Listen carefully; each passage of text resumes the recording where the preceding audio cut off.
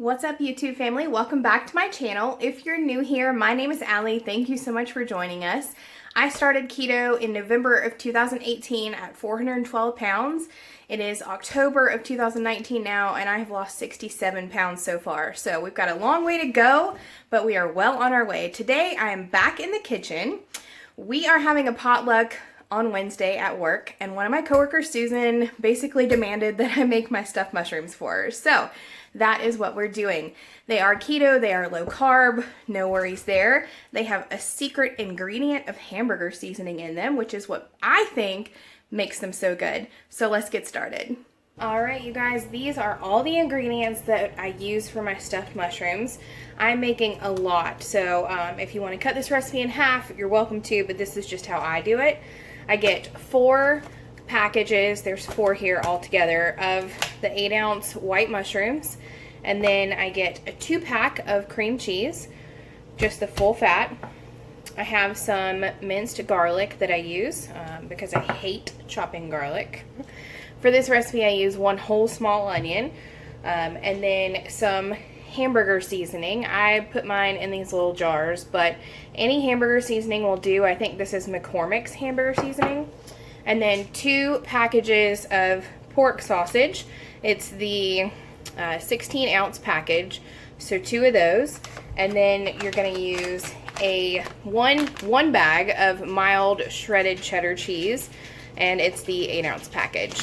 So first, what I'm going to do is wipe these down with a wet paper towel, remove the stems, chop the stems finely so that they can be sauteed, and then I'm going to chop the onion, and I'm going to saute the mushroom stems with the onion and the garlic, and then I'm going to brown the pork sausage and break it up until it's really fine, and then I'll show you what to do from there. Alright guys, let's talk about these mushrooms. So I am cutting them up. I have taken the stems out of all these mushrooms and wiped them with a wet paper towel, which I'll actually show you how I clean them in just a second. But I wanted to show you how I cut the mushroom stems up. So I cut them in 3 or 4 in one direction, and then the other direction, and then just go through and cut them this way. Don't mind my knife skills, I am not a professional, but you see it just gives you really little pieces of mushrooms, and that's what you want for sauteing. I will tell you, a lot of recipes say to take the stems out of all the mushrooms and saute them. I do half because I find that with the addition of the sausage, you don't really need all of this for filling. So I've got 2 packages that I've already done. This is the last of it. 2 packages that I still have to clean. I'm going to get these sauteing, and then I'll show you how I clean them.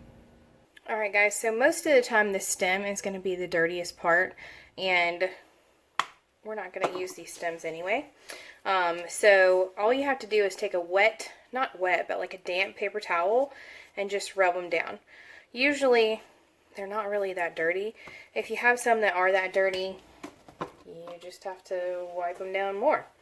But you see, like, it comes clean. You don't have to scrub it, you just wipe it, and then that's it. You don't want to get mushrooms too wet because they will absorb the water and then they kind of cook a little funky. So just go around the outside of them and make sure that you get all of the dirt off of them from where they grew. And that is it. Here I've got my sausage, mushroom stems, onion, garlic, and hamburger seasoning. I sauteed everything until it was done and the sausage was brown. I did the sausage first, took it out with the slotted spatula and left the sausage grease in there, and then did the onions, and then added the garlic toward the end, the hamburger seasoning. Oh, and I added the mushroom stems the same time as the onions. So that way everything has the flavor of the sausage, and then I just took everything out with the slotted spatula, but I didn't drain it because you want a little bit of it in there because it gives it good flavor. The cream cheese needs to be room temperature, and even better, what I do is microwave it for about 30 seconds. I do the same thing for chaffles. It just makes it really easy to work with. I'm actually going to do this a little bit longer because the middle is not soft yet. Alright guys, so I did this for about a minute total. And you see how it just makes it way easier to work with? So what I'm going to do now is put this entire bag of cheddar cheese in there. It is 8 ounces, so 2 cups, which is weird because 8 ounces is 1 cup. But, you know, it's not a volume or a liquid measurement. Anyway, so all you're going to do is mix this together. I am going to, ordinarily I would kind of do this all in the same bowl, but I do have one coworker who doesn't eat pork. So I'm going to mix the cheeses together with a little bit of hamburger seasoning and pull out just a little bit so that I can make her some pork-free stuffed mushrooms on the side. But all you do is just mix this together, and then when I'm done with this, I'm going to put it in here and mix everything together, and I'll show you what that looks like. I've got my sausage and cream cheese and other cheese and hamburger seasoning mixture here. I did add one more block of cream cheese because when I mixed it all together, it was not enough cheese. And I usually do 1.5 blocks for 1 pound of sausage, so 3 blocks of cream cheese for 2 pounds of sausage. The thing is with this mixture, guys, is that if you have too much, you can put it in a Ziploc bag, put it in your freezer, and use it for weeknight meals. And that's what I do. So I always make too much so that I can have leftovers. So this is our sausage mixture. I'm going to put that to the side. I have a couple of pans that I put foil on, and I just sprayed it with this olive oil spray that I get from Aldi. And then what I do for the mushrooms is I cut the bottoms off just a little bit, because if you put them on the sheet pan, you know, they roll around, and these don't do that. So that way they'll bake just a little bit easier for you, and they won't have, you know, any of them falling over. That's literally all I cut off. Like, it's the tiniest little bit. So we're going to cut these, and then I'm going to show you how to stuff them, and then I'll come back when the rest of them are done. So basically I just take a spoonful of the mixture, and then I put it in here. I go kind of like that and scrape it off the spoon into the mushroom. And that way I press it down so it fills the inside of the mushrooms. And that is it, guys. That's it. That's exactly what you want. So I'm going to do a couple more, and you just scrape them on there. That's the easiest way that I've ever found to stuff mushrooms. If you guys have something easier, let me know. And usually what I do, I go around the outside and just scrape it down so that there are no gaps, and it kind of gets on the outside too. So it just makes it more delicious. So just a little side note before I put these in the oven. I made way too much mixture.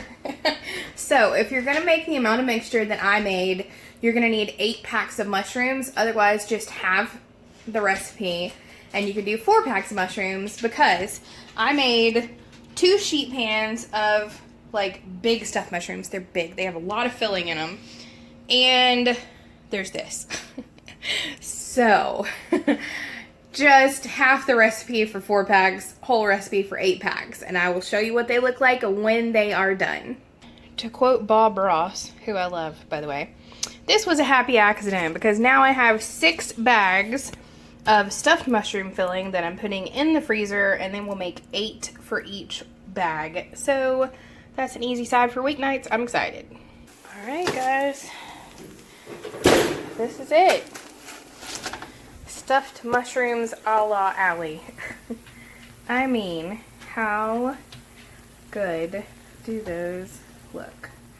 I cook them at about, I cook them at 375 for 25 minutes. And then I broiled them for about 3 minutes. You don't want to broil them for too long, or they'll start to kind of like fall off the sides, and you want the filling to stay on the top. They look perfect. All right, you guys, that is it. Let me know how you like these. If you make them, you should definitely make them. They're great for weeknights. They're great for putting with some chicken and a salad as a side to dinner. You don't have to wait for a potluck or a party to make these. I always have some of the filling left in my freezer, just in case I need an easy weeknight side. So let me know how you like them. If you like this video, definitely give it a thumbs up. Make sure you get subscribed to my channel. Hit the bell so you don't miss any new videos. And here's to seeing less of me in the next video.